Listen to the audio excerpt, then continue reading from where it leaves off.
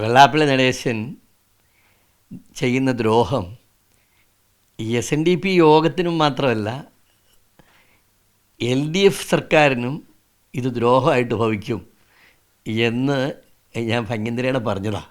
തദ്ദേശ തെരഞ്ഞെടുപ്പ് ഫലത്തിൽ LDF-ൽ ഉണ്ടായ വൻ തിരിച്ചടിക്ക് കാരണം വെള്ളാപ്പള്ളി നടേശന്റെ പിന്തുണ കൂടിയാണ് എന്നുള്ള വിമർശനങ്ങൾ വലിയ തോതിൽ ഉയർന്നു വരികയാണ്. ആ ഘട്ടത്തിലാണ് വെള്ളാപ്പള്ളി നടേശനെ നവോത്ഥാന നായകൻ എന്ന് വിശേഷിപ്പിച്ചതിൽ LDF മാപ്പ് പറയണമെന്ന അഭിപ്രായമായി SNDP-യുടെ മുൻ പ്രസിഡന്റായിട്ടുള്ള അഡ്വക്കേറ്റ് CK വിദ്യാസാഗർ പ്രതികരണം നടത്തുന്നത്. അദ്ദേഹം നമുക്കൊപ്പം ചേരുന്നുണ്ട്.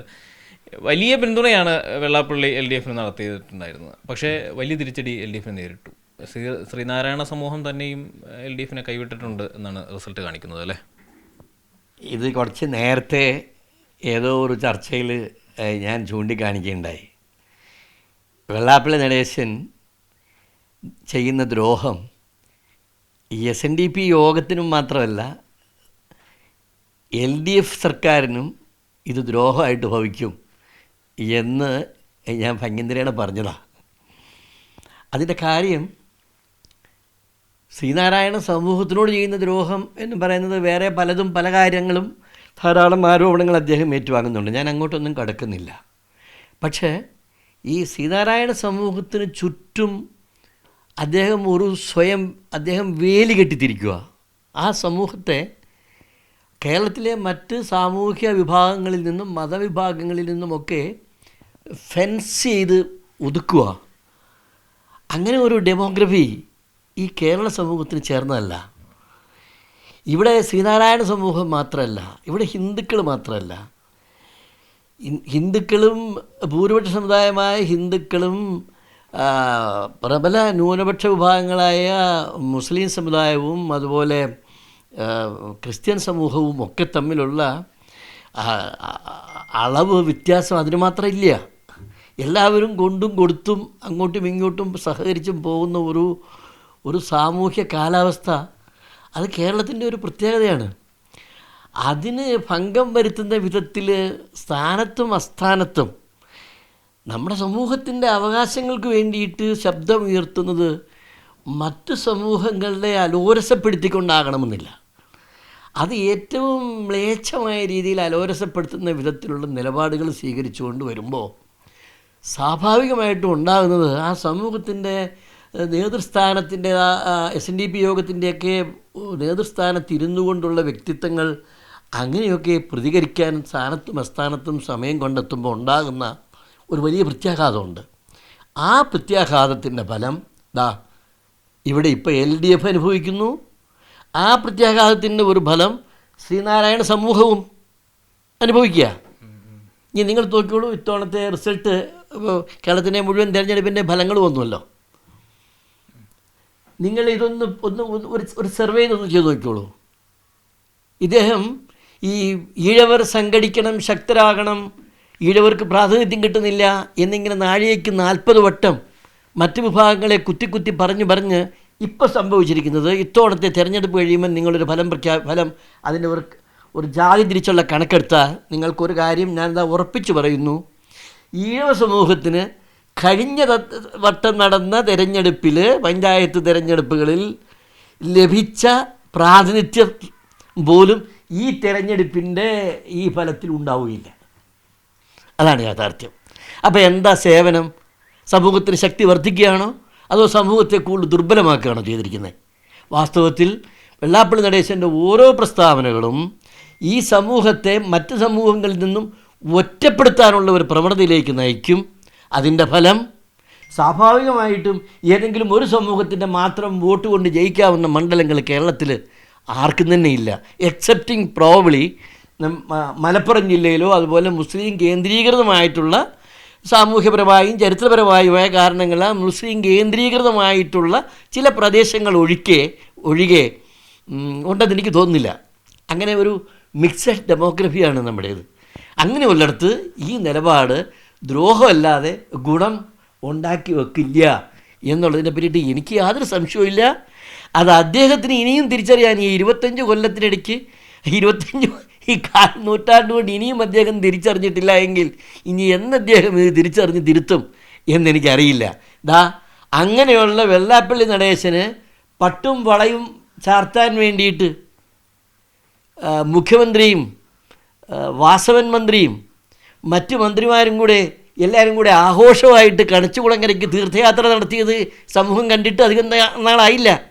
പണ്ട് SNDP യോഗത്തിൻ്റെ ജനറൽ സെക്രട്ടറിയുടെ കസേരയിൽ ഇരുന്ന ഒരു വലിയ മഹാമനുഷ്യന് കുമാരനാശാൻ എന്ന് പറയുന്ന മഹാകവിക്ക് പട്ടും വളയും ചാർത്താനായിട്ട് 1922 കാലത്ത് പ്രിൻസ് ഓഫ് വെയിൽസ് ഇന്ത്യ സന്ദർശിച്ചപ്പോൾ മദ്രാസ് യൂണിവേഴ്സിറ്റിയിൽ വെച്ചുള്ള ഒരു ചടങ്ങിൽ മഹാകവി കുമാരനാശാന് പട്ടും വളയും കൊടുത്ത് ആദരിച്ച ഒരു ചരിത്രം ഞാൻ വായിച്ചിട്ടുണ്ട്.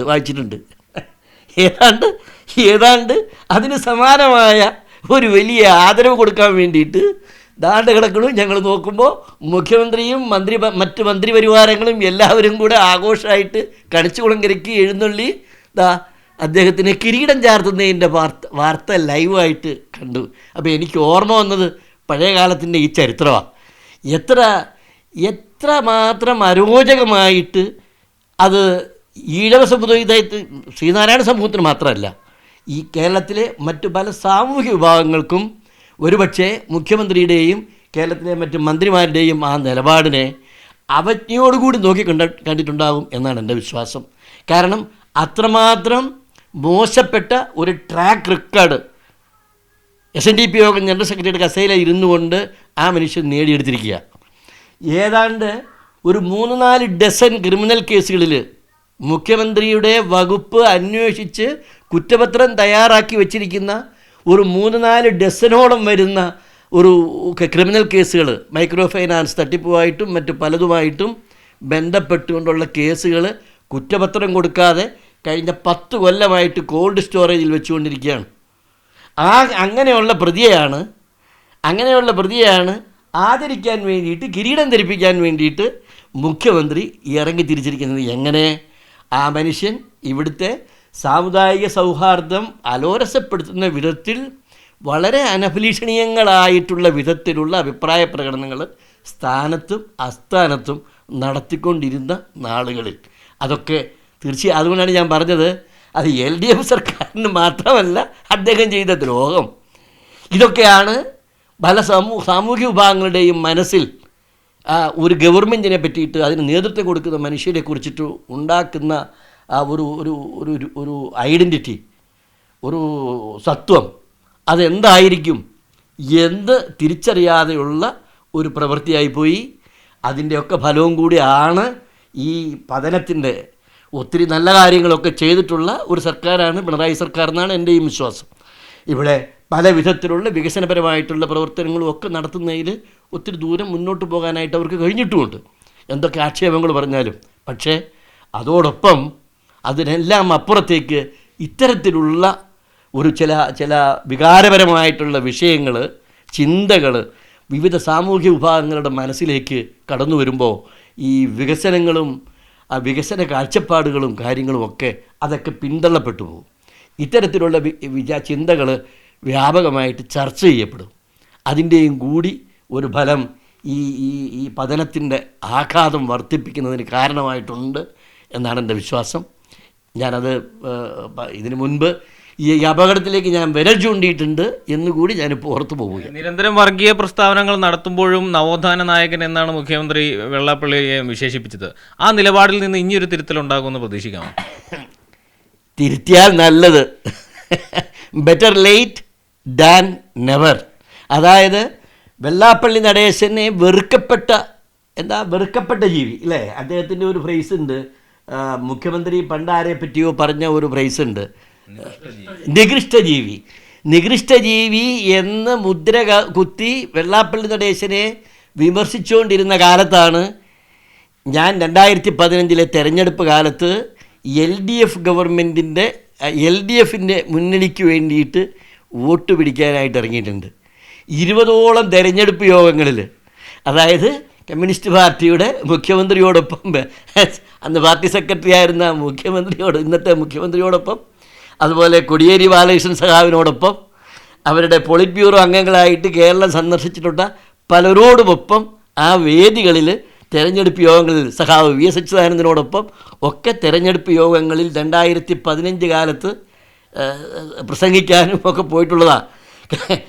സഖാവ് കൊടിയേരി ബാലകൃഷ്ണൻ്റെ അഭ്യർത്ഥന പ്രകാരം കണ്ണൂരിലൊന്ന് പോകാമോ വക്കീലെന്ന് ചോദിച്ചു. അവിടെ BDJS ഒന്ന് രണ്ട് മണ്ഡലങ്ങളിൽ അവിടെ ഒത്തിരി ഒച്ചപ്പാടും ബഹളം ഉണ്ടാക്കുന്നുണ്ട്, വക്കീലിന് സമയം കിട്ടുമോ കണ്ണൂരിലൊന്ന് പോകാൻ എന്ന് അദ്ദേഹം എന്നോട് ചോദിച്ച് ഞങ്ങളൊരു ടീമായിട്ട് കണ്ണൂരിൽ പോയിട്ട് അവിടെ ഏതാണ്ട് 3-4 മീറ്റിങ്ങുകളിൽ പ്രസംഗിച്ച് പാലക്കാട് VS അച്യുതാനന്ദൻ്റെ മത്സരിച്ച ആ മണ്ഡലത്തിലും ഒക്കെ സന്ദർശിച്ചിട്ട് മടങ്ങി വന്നത് ഞാൻ ഓർക്കുക. ആ കാലത്താണ് ഞാൻ ഇവരോടൊപ്പം ചേർന്നത്. ഞാൻ എൻ്റെ കുടുംബ പശ്ചാത്തലം എന്ന് പറഞ്ഞു കഴിഞ്ഞാൽ അസൽ കോൺഗ്രസ് പശ്ചാത്തലത്തും ഉള്ള ഒരു കുടുംബത്തിൽ നിന്ന് വരുന്നയാളാണ് ഞാൻ ഒരിക്കലും അങ്ങനെ ഒരു രാഷ്ട്രീയത്തിൽ ഒരു പാർട്ടിക്കും വേണ്ടിയിട്ട് അങ്ങനെ രാഷ്ട്രീയത്തിൽ അന്ധമായിട്ട് പോയിട്ടുള്ളതല്ല. പക്ഷേ SNDP യോഗത്തിൻ്റെ ഈ ദുർഗതിയിൽ നിന്ന് അതിന് നിയമപരമായിട്ട് ലഭിക്കേണ്ടതായിട്ടുള്ള പരിഗണനകൾ ലഭിക്കാൻ LDF ഗവൺമെൻറ് അധികാരത്തിൽ വന്നാൽ ഒരുപക്ഷെ അവസരമുണ്ടായേക്കും എന്ന വിശ്വാസത്തിലാണ് അന്ന് 2015 LDFന് വേണ്ടിയിട്ട് തെരഞ്ഞെടുപ്പ് പ്രചരണത്തിനെത്തിയത്, ഇറങ്ങിപ്പുറപ്പെട്ടത് അവരുടെ എല്ലാ നേതാക്കളോടൊപ്പം ചേർന്ന് നിന്നുകൊണ്ട്. ഒരൗദാര്യവും പ്രതീക്ഷിച്ചിട്ടില്ല, ഒരൗദാര്യവും ആരോടും ഒരു LDF ഗവൺമെൻറ്റിൻ്റെ കയ്യിൽ നിന്നും ഒന്നും സ്വീകരിക്കാൻ അവസരം ഉണ്ടാക്കിയിട്ടില്ല, ചോദിച്ചിട്ടുമില്ല. പക്ഷെ അതെല്ലാം കഴിഞ്ഞ് ഞാൻ നോക്കിയപ്പോൾ പാലം കടക്കുന്നിടം വരെ നാരായണ പാലം കടന്നപ്പോൾ കൂരായണ എന്ന് പറഞ്ഞതുപോലെ ഞങ്ങൾ എല്ലാം പര്യമ്പറത്തായി. ഇവിടെ വെള്ളാപ്പള്ളി നടേശന് പട്ടും വളയും ചാർത്താൻ വേണ്ടിയിട്ട് അഹവക വികാതിയ LDFൻ്റെ നേതാക്കളും മുഖ്യമന്ത്രിയും എല്ലാം നടക്കുകയും ചെയ്യുന്നു. അങ്ങനെ പതുക്കെ ഞാൻ അതിൽ നിന്നും നവോത്ഥാന നായകനായി അവരോധിക്കുന്നു. അതിനുശേഷവും ഈ നവോത്ഥാന നായക സ്ഥാനത്തിൻ്റെ തലപ്പട്ടവും കെട്ടിക്കൊണ്ട് തന്നെ വീണ്ടും പഴയ ശൈലി തന്നെ അദ്ദേഹം പിന്തുടരുന്നു.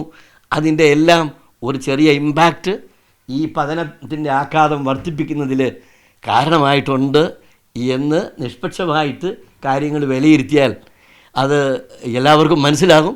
അത് പലരും അത് ഉറക്കെ പറഞ്ഞു തുടങ്ങിയിരിക്കുന്നു എന്ന് കാണുന്നതിൽ എനിക്ക് സന്തോഷമുണ്ട്. ഈ തിരഞ്ഞെടുപ്പ് ഫലം ചൂണ്ടിക്കാണിക്കുന്നത് വെള്ളാപ്പള്ളിയുടെ ചൊൽപ്പടിക്ക് നിൽക്കുന്നവരല്ല ശ്രീനാരായണീയ സമൂഹം എന്നുകൂടിയല്ലേ? അത് വളരെ സ്പഷ്ടമാണ്. അദ്ദേഹം ഇപ്പോൾ ചെയ്തുകൊണ്ടിരിക്കുന്നത് 2-3 യൂണിയനുകളിലെ പ്രവർത്തകർക്ക് ചൊല്ലും ജൊലുവിളിയും വലിയ സൗകര്യങ്ങളും ഒക്കെ ചെയ്തു കൊടുത്തുകൊണ്ട് അവരെ എല്ലാം ഓരോ പ്രദേശത്തും വിളിച്ചു കൂട്ടിക്കൊണ്ട് വലിയ ആൾക്കൂട്ടത്തിൻ്റെ ഒരു പ്രതീതി സൃഷ്ടിച്ചുകൊണ്ടുള്ള സമ്മേളനങ്ങൾ നടത്തിക്കൊണ്ടിരിക്കുക. അതാണ് ഇപ്പോൾ നടത്തിക്കൊണ്ടിരിക്കുന്ന പ്രവർത്തനം.